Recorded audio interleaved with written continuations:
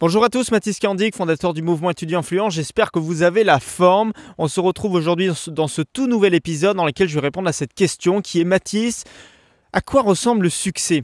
À quoi ressemble quand on a vraiment réussi? Concrètement, c'est quoi la réussite? Et je sais que c'est une question qui est vraiment importante quand on est jeune, parce que voilà, on se balade souvent sur Internet, on se balade souvent sur YouTube, et puis on voit un petit peu ce genre de personnes qui sont là en Lamborghini, sur un gros yacht, avec des liasses de billets, et on se dit, mais attends, c'est vraiment ça la réussite? Donc c'est pour ça que j'aimerais bien te l'aborder dans ce podcast. Mais avant ça, si tu ne fais pas encore partie du mouvement étudiant influent, c'est le premier lien qui est en description. Tous les matins à 9 h dans ta boîte mail, tu reçois un email, mais c'est pas un email comme les autres, c'est un email où à chaque fois c'est un format différent.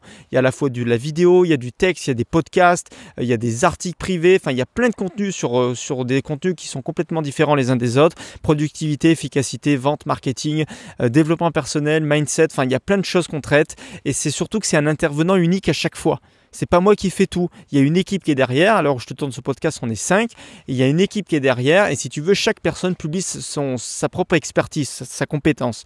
Donc c'est vraiment intéressant parce que déjà, tous les jours, ça se ressemble pas. Et puis surtout qu'on a pensé à toi parce que voilà, on sait très bien que tu n'aimes pas toujours lire. On sait très bien que tu n'aimes pas toujours écouter un podcast ou quoi. Donc c'est pour ça qu'on a voulu varier les types de contenus. Et c'est jamais les mêmes qui se ressemblent dans la semaine. Donc pour répondre à cette question, parce que je trouve que c'est une question qui est vraiment intéressante, sur laquelle il y a beaucoup de jeunes en ce moment qui se la posent. La réussite, déjà, premier point, c'est personnel. Chacun a sa propre définition de la réussite. La réussite, ça veut tout et rien dire. Si tu veux, toi, quand tu commences, généralement, dans 99% des cas, la réussite pour toi, c'est l'argent. 99% des cas, c'est l'argent. Généralement, quand on te dit, tiens, ce mec-là, cette fille-là, elle a réussi, c'est l'argent. C'est-à-dire que c'est quelqu'un, ça y est, elle s'est mis bien, elle a un bon confort financier, elle commence à bien vivre, elle a un bon salaire, un bon truc, elle a réussi. Ok. Après, tu as des signes d'une personne qui montre qu'elle est potentiellement réussie. Elle se déplace en Mercedes, elle a une belle Lamborghini, elle fait souvent des soirées VIP sur les plages en été. Ce sont des signes de réussite. Puis après, tu as des signes un peu ostentatoires, tu vois, comme je les ai dit précédemment. Je rajoute à ça une belle Rolex, une belle montre. Donc ça, pour 99% des cas, des gens, c'est la réussite, c'est l'argent, ok? Sauf qu'il y a le 1% qui reste. Et ce 1%-là, pour moi, il n'est pas assez développé. On ne le voit pas assez. Alors, il y en a d'entre vous qui vont me dire, moi, Mathis, c'est pas l'argent qui m'intéresse. Ok, très bien. Mais n'oublie pas que si c'est pas l'argent qui t'intéresse, n'oublie pas que c'est quand même important. J'aimerais pas te dire ça dans ce podcast, qu'il faut pas que la réussite, il faut épargner le côté argent, finance. Non, c'est important, ça va de pair. Mais il y a d'autres éléments à prendre en compte. Le côté humain. Moi, quand je lance ce projet qui est étudiant influent, j'ai une idée de développer ce projet-là, ce mouvement-là, numéro 1 francophone. C'est un projet avant tout humain. Et quand tu regardes, si tu veux, des fois, ce qu'on les appelle les infopreneurs, c'est des personnes qui vendent leur savoir sur Internet, sous forme de formation en ligne, sous forme de coaching, de choses comme ça. Bon, généralement, on dégage de gros salaires, on est entre 10 000, 15 000, 20 000 euros par mois, même plus, je minimise les chiffres. On a même des trucs des fois jusqu'à 50 000, c'est juste de fou. C'est possible, hein. Il y en a qui le font. Hein. Mais, généralement, c'est le fric. Et moi, j'ai discuté aussi avec beaucoup de personnes qui ont acheté leur formation ou quoi. Il y a très peu d'accompagnement. Bref, le côté humain, zéro, nul, nada, il n'y a rien. Tu vois. Donc, c'est pour ça que moi, quand j'ai voulu développer ce projet-là qui est étudiant influent, je me suis dit non, il faut qu'on rajoute obligatoirement un côté humain. Et ce côté humain, aujourd'hui, on l'a un petit peu oublié, on l'a un petit peu délaissé. C'est un petit peu aussi dans l'exemple des startups, tu vois, il y a beaucoup d'entreprises aussi qui se lancent, qui se sont lancées il y a de ça quelques années. Prends l'exemple d'une étoile. Imagine une étoile. On va prendre un exemple comme ça. Imagine une étoile. Bah, si tu veux, sur ton étoile, on va prendre 3 axes principaux. L'humain, l'environnement et la technologie. Ok ? Donc, tu imagines cette étoile, humain avec 3 pics à chaque fois, humain, environnement, technologie. Ben, si tu regardes notre monde actuel, on a développé la technologie à une vitesse de fou. Le pic de la technologie, mais il fait 100 km de long, même 1000, c'est énorme. On a envoyé des fusées, on a fait des satellites, on fait des imprimantes 3D, des ordinateurs, les téléphones portables dans sa poche, les trucs. Le petit téléphone portable, il est aussi puissant qu'un ordi. On a développé le côté de l'étoile, technologie à fond. Et l'humain et l'environnement, on en a fait quoi? On l'a un petit peu délaissé et on s'en rend compte qu'aujourd'hui, si tu veux, voilà, il y a de grosses catastrophes environnementales. Il y a des pays, on fait toujours travailler des enfants, c'est juste horrible. Donc si tu veux, le côté humain, même pour des entreprises, il y a environnemental, c'est des pollueurs, ce qu'on appelle je crois que c'est le 7e continent poubelle, enfin un truc de fou. C'est juste un truc de malade, les trous dans la couche d'ozone, le pétrole, c'est des trucs de fou qu'on a fait. C'est n'importe quoi. Mais c'est qu'aujourd'hui, on s'en rend compte qu'on a pollué la Terre comme n'importe quoi. Donc on s'en est rendu compte. Mais on a développé le côté de technologie à fond. Bon, la réussite, c'est un peu pareil. Tu imagines cette étoile, sauf que généralement, le côté qui est complètement poussé complètement poussé à fond, c'est le côté financier. Quand on parle de réussite, comme je te l'ai dit juste avant, c'est le côté financier, on pense à l'argent. Mais il y a un côté environnemental, il y a un côté humain aussi dans la réussite. Donc il y a des personnes, pour elles, avoir réussi, c'est pas forcément de gagner 10 000 euros ou 50 000 euros par mois. C'est être épanoui, à faire quelque chose, monter un projet qui soit cohérent avec ses valeurs. Et c'est ça, moi, que je te recommande. Et c'est ça que je te recommande. Alors, je vais te prendre un exemple. Et je pense que, alors je ne sais pas s'il va écouter, c'est Camille, il fait partie de l'équipe, mais il va très bien nous illustrer cet exemple-là. Il le prend pas mal, hein, Camille, hein, si tu écoutes ce podcast. C'est gratuit, c'est pour toi. Camille, pendant un moment, on avait lancé ce projet-là ensemble. Il était à la base, c'est vrai que c'était un peu le cofondateur. On a tous les deux eu l'idée, pendant un moment, on a travaillé ensemble dessus. Bon. Sauf qu'à un moment, voilà, il est parti sur autre chose, il a mis une parenthèse, il s'est dit, Mathis, je vais voir ailleurs, je vais tester d'autres choses. Bon, il s'est lancé dans le dropshipping. Alors tu sais que c'est connu le dropshipping, enfin bon, peut-être que tu connais pas, mais tu iras voir sur internet. Le dropshipping, il s'est lancé dessus, et là il a dépensé mais une fortune de malade, il a acheté une formation à 1 000 euros, enfin des trucs de fou, pour au final, il a tenu quoi? Même pas un mois, quelques semaines, et il a arrêté. Et c'est marrant comme exemple parce que on a tous dans l'esprit, dans la tête, ce côté argent facile. On a tous aujourd'hui dans la tête, tu vois, quand tu vois ces personnes qui disent qu'elles ont réussi, se dire tiens, on va faire comme eux, on va lancer un petit business, on va lancer une boutique en dropshipping. Alors bien sûr qu'il y a des gens qui gagnent de l'argent et qui s'en mettent plein les poches, mais c'est 3% des gens. 97% des gens, elles achètent des programmes et sont à la ramasse, elles n'y arrivent pas. Et c'est ce qui s'est passé pour Camille. Et je trouve que c'est vraiment un exemple inspirant parce que ça montre à quel point on est complètement, on est complètement fou à l'idée de lancer des projets juste pour le côté argent, mais en oubliant complètement les côtés valeurs, éthiques et l'histoire qu'on veut écrire. Et c'est pour ça que quand Camille m'avait rappelé un soir, il m'a dit écoute Mathis, j'ai fait la formation en ligne, j'ai arrêté, je suis parti sur le drop, j'ai arrêté, ça n'a pas marché, bon, je reviens. Et je lui dis mais Camille, quand tu faisais ton dropshipping, là, tes trucs comme ça, est-ce que tu racontais vraiment une histoire? Il m'a dit non, moi je faisais ça, je lançais une boutique, c'était pour gagner de l'argent, des trucs. Mais je dis ouais, mais pense à l'histoire que tu racontes. Il me dit ouais, c'est pas con. Et c'est-à-dire que si aujourd'hui tu veux développer un projet, une entreprise, une start-up, pense à l'histoire que tu vas écrire derrière.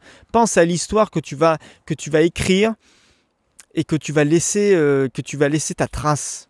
Pense à cette histoire-là. Moi, je développe une agence digitale en ce moment. C'est pas une agence comme les autres. Et cette agence-là, si tu veux, il y a une histoire qui est derrière. C'est pas juste la petite agence, j'ai eu l'idée, vas-y, je fais un site internet, je fais la promotion de mes services. Non, pas du tout. J'ai voulu, et c'est volontaire, écrire une histoire là-dessus. Et je pense qu'un jour, j'écrirai un bouquin, tu pourras le retrouver dans les plus grandes librairies. Mais du moins, c'est mon ambition, c'est mon rêve. Mais avant de lancer cette agence-là, je pense à l'histoire que je vais écrire derrière. Et c'est ça la réussite. La réussite, c'est qu'il faut qu'il y ait un équilibre. Tu ne peux pas développer un projet que pour le côté argent. Parce qu'à un moment, tu vas très bien vite comprendre qu'il y a quelque chose qui ne marche pas. Tu ne peux pas créer Là, ça se discute. Mais en règle générale, il faut que tu aies quelque chose à côté. Tu vas comprendre. Tu ne peux pas créer un business que sur le côté humain.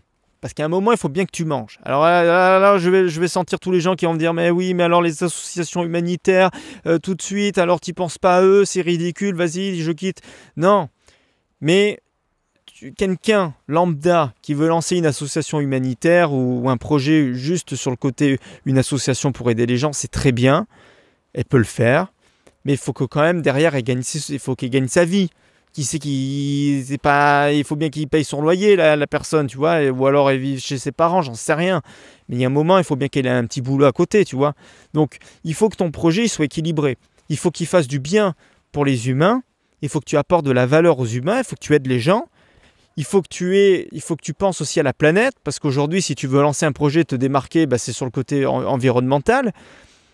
Moi, si demain je devrais financer des entreprises, mettons, si un jour je lançais ça, genre je finance des entreprises, tu vois, en tant qu'investisseur, même si le mec il me déroule son plus beau business plan, son plus beau truc, là en me disant la logique parfaite et tout, mais qui me dit demain on va polluer comme des monstres et puis on va vendre des trucs, des voitures ultra polluantes ou quoi, mais c'est la voiture de demain, mais laisse tomber, même pas je finance.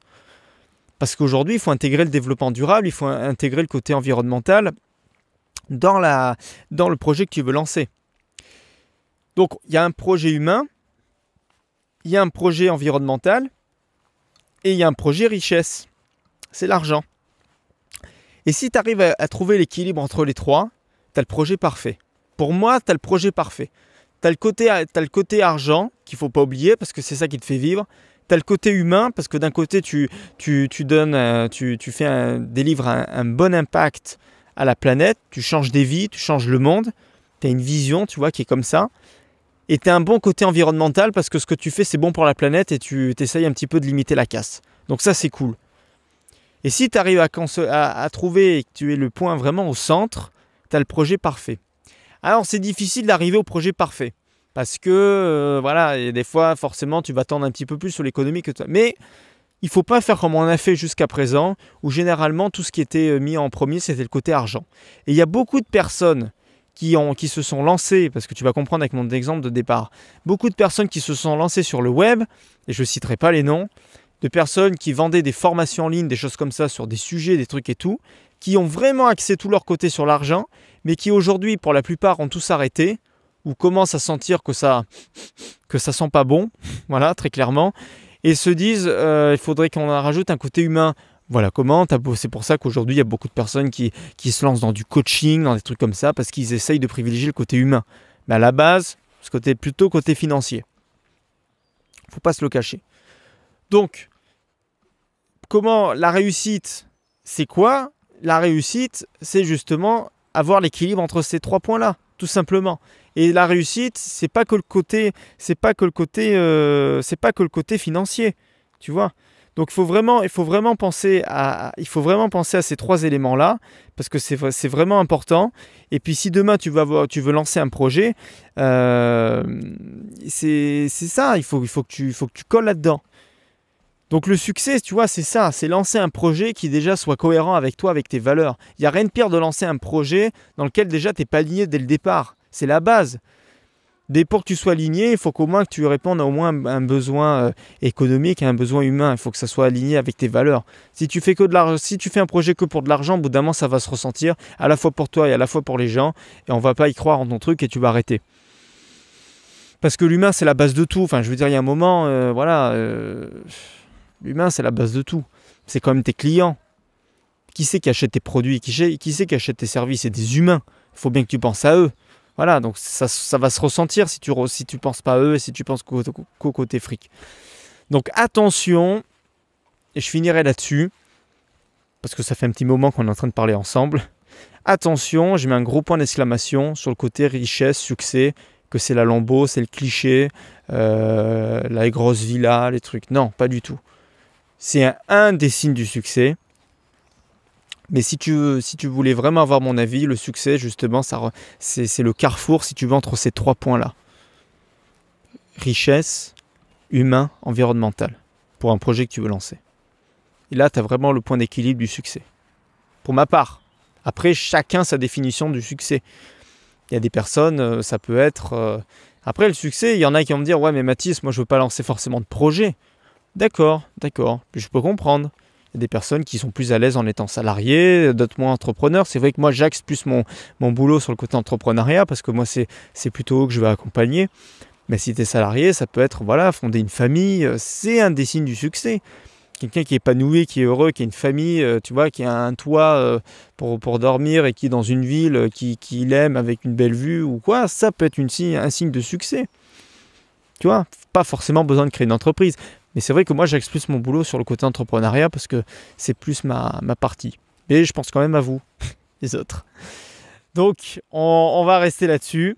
Et puis, dernière chose, si tu n'es pas encore inscrit, comme je te dis, au mouvement étudiant influence, c'est le premier lien qui est en description. Tous les matins à 9h, on envoie un contenu qui est complètement différent. Podcasts, vidéos, articles, développement personnel, tu vois, c'est les sujets qui sont abordés. Développement personnel, entrepreneuriat, productivité, vente, marketing, efficacité, mindset. Il y a plein de choses, copywriting, persuasion, enfin bref, il y a plein de sujets qu'on traite. C'est vraiment varié et c'est surtout que la grosse différence de notre mouvement, c'est que c'est un intervenant unique à chaque fois. C'est pas la même personne qui va parler de son truc. Il n'y a pas que moi qui fais tout. Donc c'est pour ça qu'aussi je voulais me constituer une équipe. Et c'est chacun a son mot à dire et surtout chacun parle sur son propre niveau d'expertise et là où il est à l'aise. Il n'y a rien de pire de forcer une personne qui est de lui faire parler sur un sujet qui n'est pas à l'aise. Donc c'est pour ça que c'est vraiment un mouvement qui se différencie de tous les autres, de tous les solopreneurs qui se lancent tout seuls. Parce que nous, on est vraiment une équipe et on fait vraiment un travail extraordinaire pour toi tous les matins à 9h dans ta boîte mail. C'est le premier lien en description. Ne rate pas l'email de demain, ça serait con, vu la valeur qu'il va avoir demain. Donc... je te souhaite une excellente journée ou une excellente fin de soirée. Je ne sais pas trop à quelle heure tu écoutes ce podcast. Et puis, je te dis à très bientôt pour une prochaine question. C'était Mathis. Ciao.